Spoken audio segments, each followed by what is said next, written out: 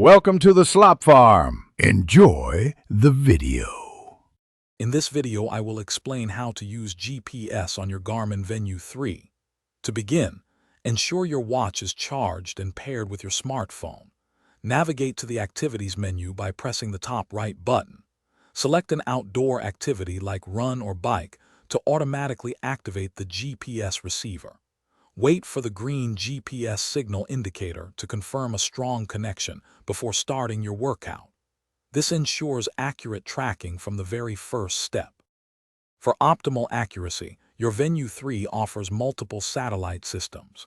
You can choose between GPS only, GPS plus GLONASS, or GPS plus Galileo. While using multiple systems enhances precision, it will consume more battery life, potentially reducing it by several hours. To adjust this, go to your activity settings, then GPS. For the quickest signal acquisition, ensure you have a clear view of the sky, away from tall buildings or dense foliage. Once your GPS is locked, simply press the top right button again to start your activity.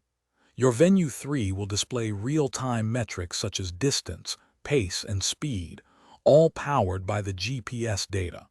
You can customize these data screens to show up to 4 fields per screen. After completing your activity, press the top right button to pause, then select Save to record your workout. All your detailed GPS data will then be available in the Garmin Connect app.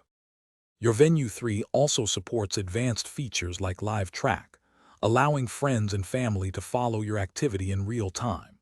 If you encounter any GPS issues, first try syncing your watch with Garmin Connect to update satellite data.